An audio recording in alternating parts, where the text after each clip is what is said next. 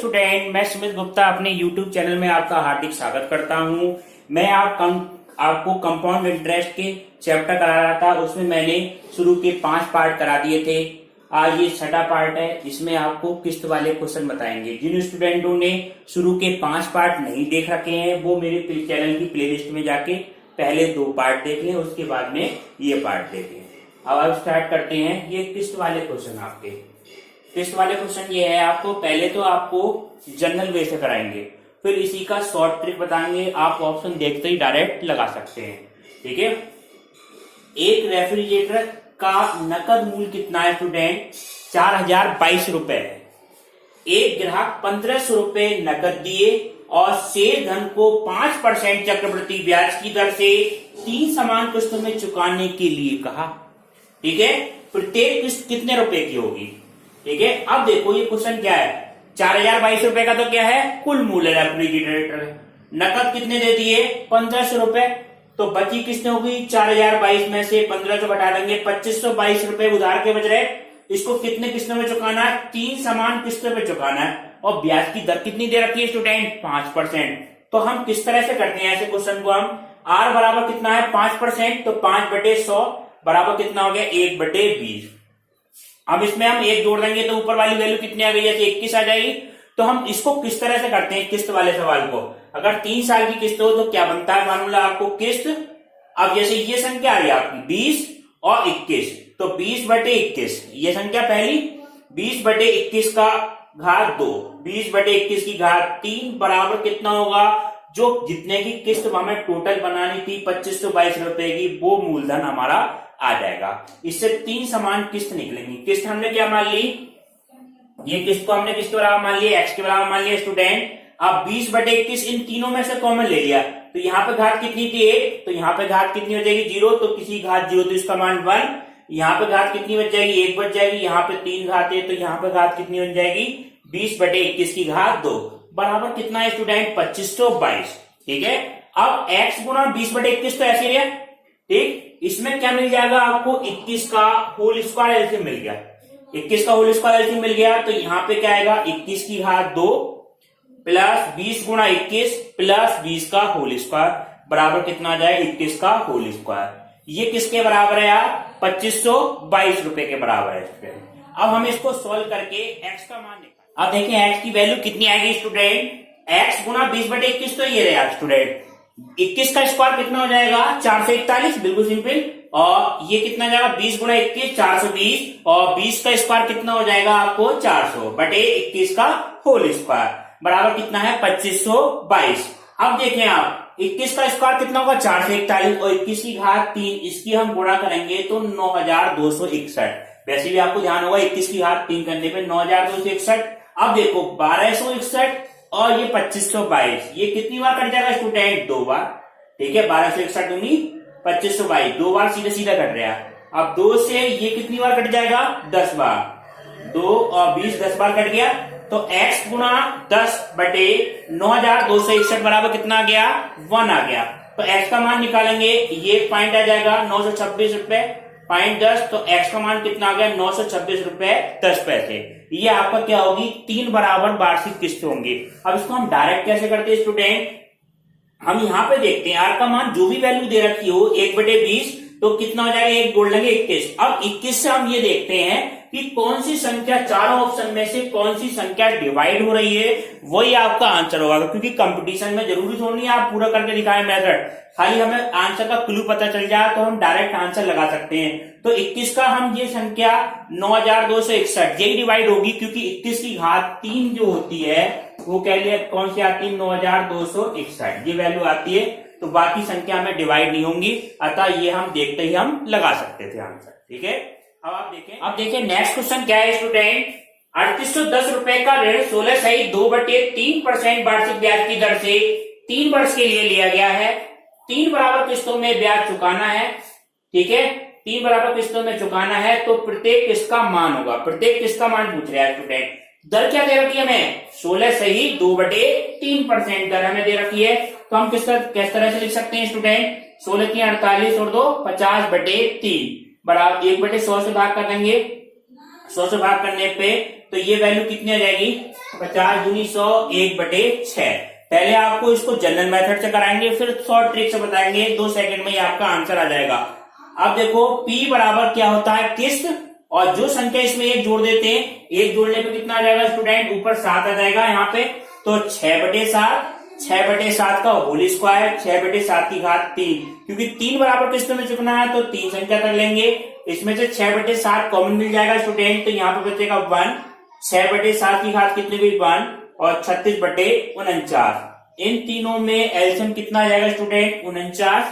यहाँ पे संख्या कितनी है 1, तो यहाँ पे आया 49, 7 7 49, 7 6 42, 49 ऐसी रहा। यहाँ पे संख्या कितनी आ गई 32।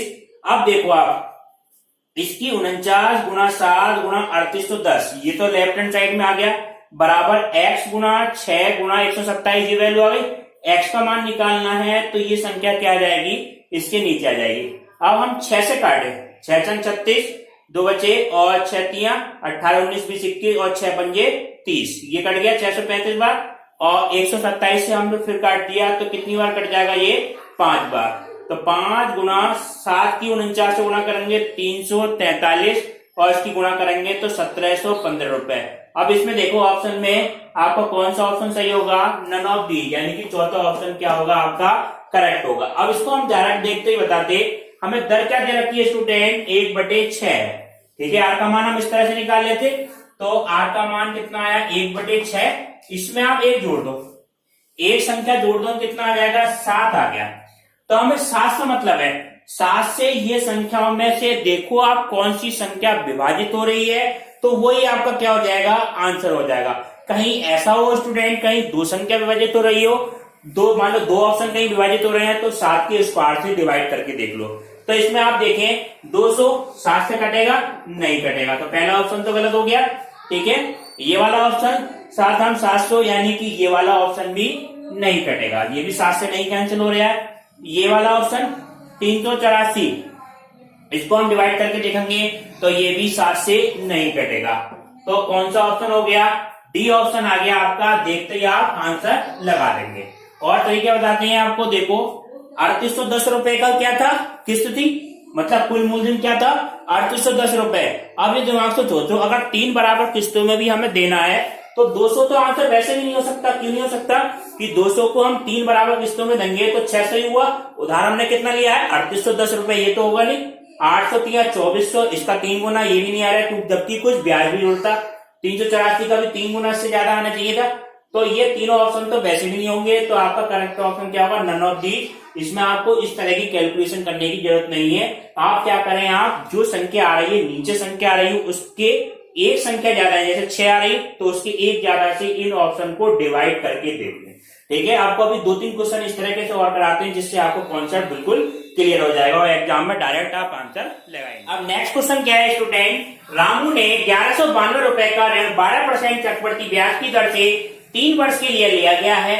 ऋण को 3 बराबर किस्तों में क्या करना है, चुकाना है। प्रत्येक किस्त का मान हमें बताना है स्टूडेंट। तो इसमें 4 ऑप्शन दे रखे हैं, इस ऑप्शन की मदद से हम डायरेक्ट आंसर लगाने की कोशिश करेंगे, डायरेक्ट आंसर लगाएंगे। आप देखें आर का मान कितना है 12%, आर बराबर कितना है स्टूडेंट 12%, तो 12/100 लिख लो आप। 12/100 लिखने के बाद किस संख्या से कट जाएगा, ये 4 से कट जाएगा, 4 3 12, और नीचे कितना आ गया 25, 3/25।